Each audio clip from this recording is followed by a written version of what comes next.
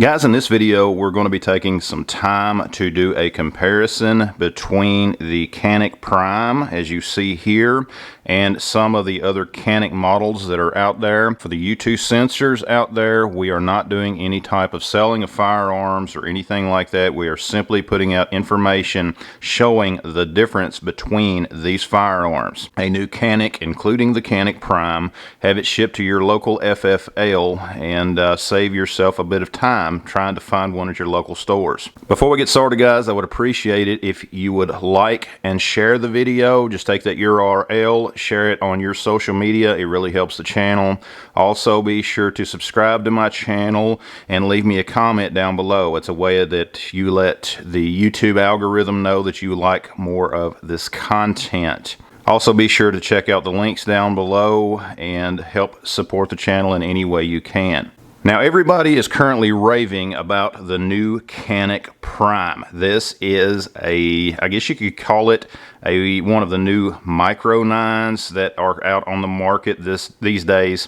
And there's a lot that is in this firearm that has a root in what you have seen from Canik do before, and we're going to talk about that in this video. This gun is one that is very grippy. The texture is one of the things that you first notice when you pick this gun up. It does feel very good in the hands, and for me, I have large hands. If some of you guys that are familiar with some of my videos know, and I am able to get a good grip on this firearm. The sights that you get are a night sight. You can see that it is a blacked out rear, and then you have that bright tritium front on the front post. There are lightning cuts on the front of the slide, as you can see here. And the one, if I can get the camera to focus, you can tell that it has Prime in this window here that you can literally see. That's just a nice little touch that they do. It is compensated, as you can see here. The front of the barrel does have that compensation on it. I know there's been a little bit of discussion online, different folks talking about how the effectiveness is of that. It does have the ambidextrous slide lock. As you can see, it is on both sides. The magazine release is on one side. However, I do believe it is reversible. You guys let me know for sure down in the comments below. The slide has a lot of deep cuts for operating it, for racking it. And I'll have to say, when you grip that slide, you know that you have a hold of it.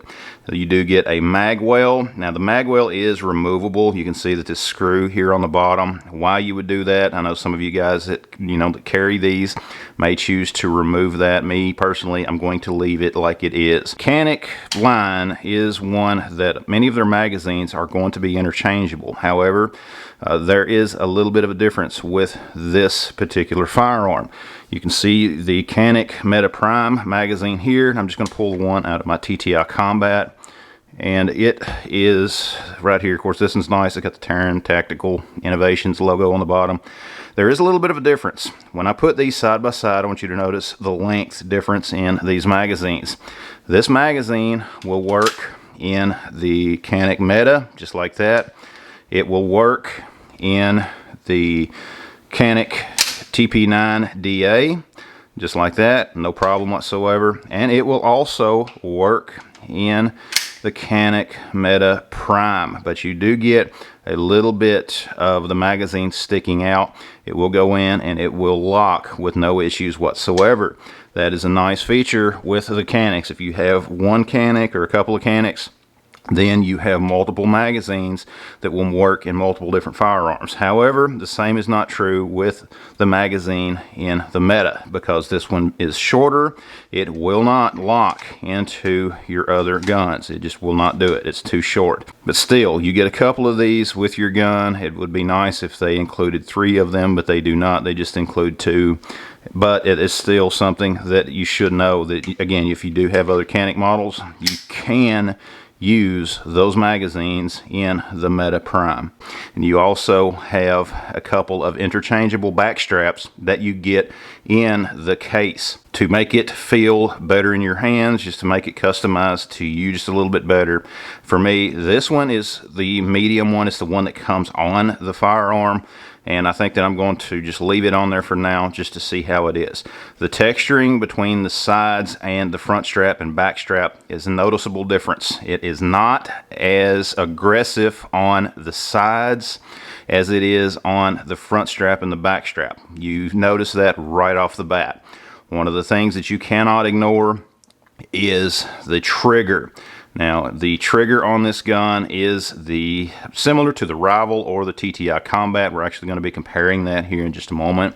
You have very little take up. You get to about right there, and it is a good wall. And then when you press through that wall, you can see it there, the action cycles, and the reset is extremely close. I mean, you can see that trigger is barely moving between the time that it goes off and the time that you're ready to go again. Now, back to the texturing. If we look at how Canik started out, some of their early models, this is my TP9DA. The texturing on it is much different. As you can see, this gun is one that I have had for years. You guys can go back on my channel and check out some of the videos that I've done with it there. The texturing is much smoother on this model of the Canik. The front strap and the back strap is kind of the same. There is some aggressive texturing there, but there is a noticeable difference in how it feels. You know, it does bite into your hands when you are shooting this gun. This is a non-compensated model and so on, but you can tell a big difference when you are gripping the Meta Prime.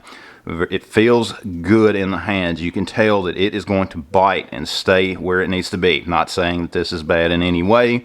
These guns are a very good firearm in my opinion. Now let's look at the Meta namesake. This is my Canik Meta SFT.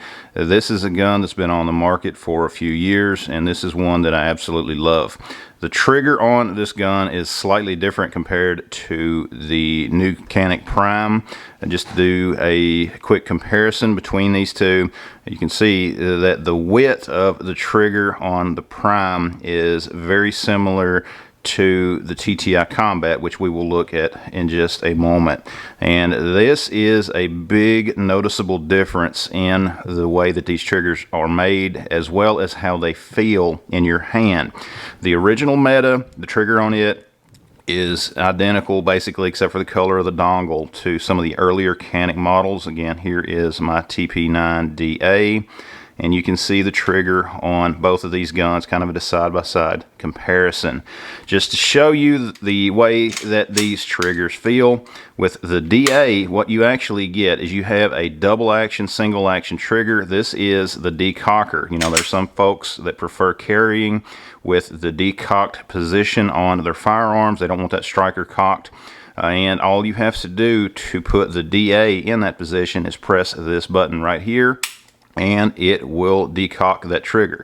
That means that first trigger press, you come back and it's that long trigger press until it goes off, and when it gets all the way back, it will go off there. The action will cycle, and then you are in single action mode. And the take up on these, and this is something that I want to pay close attention to, is the trigger angle. We can see here where that trigger is. I pull that trigger, it gets back to the wall, and I want you to notice the angle of that trigger. It is slightly backwards, so when I pull that back, the break on it is right there, and that is still a very clean and crisp trigger. When I release it, the reset again is very close, very tactile reset on this trigger. That is the DA. If I look at the original Canik Meta, you're going to see it is very similar. I have that take up, I get to the wall approximately right there, it breaks, that action cycles, and the reset is right there. But again, we have that angle that is basically backwards slightly. That's something that you do notice on that. Now, when we look at the Prime, when we cycle the action on that Prime, the trigger on it, when I press it, I get to that wall, and when I press the shot on through, it is basically at a 90-degree angle, okay? And when you reset it, it is just right there. That is much more similar to what the Canik TTI Combat is. This is one that is all the rave among the folks that love John Wick, myself included. And this is an absolutely great gun. There's been a little bit of a controversy on this gun when it first come out. Go back and check out the other video that I did talking about that. I think that Canik pretty much has it worked out by now. When they had some early remodels releasing these guns, they had a little bit of QC issues with a few things, but I think they've got it worked out because there again, this gun has been very reliable ever since I made one little change that Canik sent out to me. And go back and check that video out and you'll know what that is. Again, this trigger on the TTI Combat, I have take up until I get to the wall right there. I break that shot, the action cycles, and the reset is there. And that is pretty much what you have on the Canik Prime. Again, you can see these triggers. They're virtually identical in how they are made. This is the same type of trigger that is in the Rival. You know, there is a little bit of difference in them. You can kind of see that angle there on the Prime compared to the TTI Combat. A little bit more of a straight design here compared to just a slight curve here on the Prime, but not much at all. And I'll have to say the TTI Combat still has a little bit of an advantage. The trigger on this is still a little bit lighter, at least on my guns. When I compare that to the Prime, there is a little bit of difference. It is a noticeable difference. Now granted, there's one caveat to that. I have had more rounds through my TTI Combat than I have the Canik Meta Prime. That is going to make a little bit of a difference because when you are shooting these firearms, your components are going to break in and it will get that trigger to be just a little bit better. Again, the stippling on the Canik, the TTI Combat, is very much similar to the Prime with the exception of how it is on the sides. There is not as much on the sides of the Canik Prime as there is on the TTI Combat.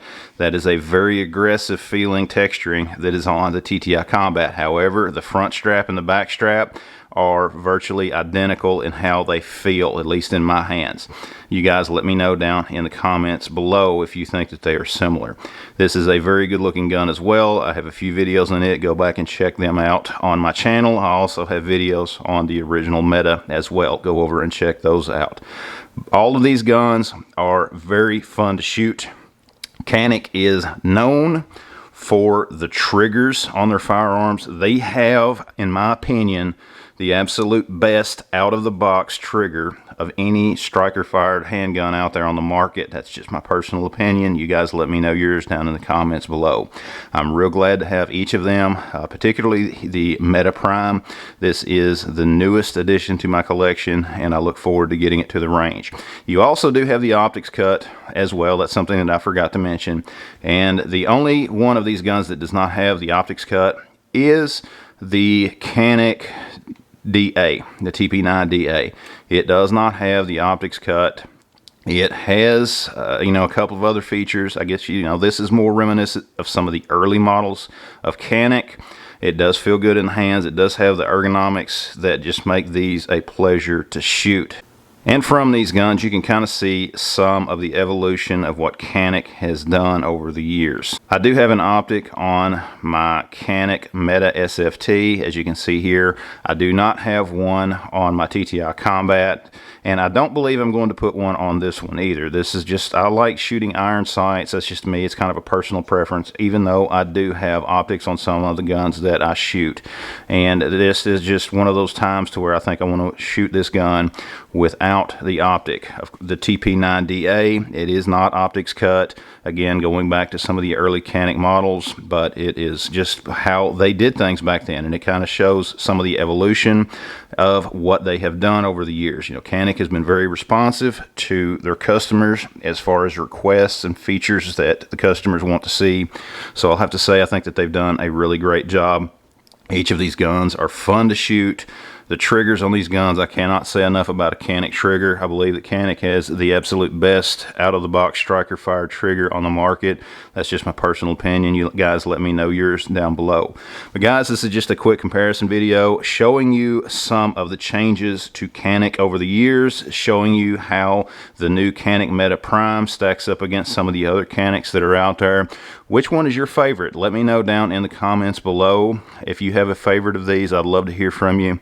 But guys, thanks for watching. Check out the rest of the videos on my channel. Again, please subscribe, like the video, share the video in your social media. Check out the links down below. Follow me on all of my other social media.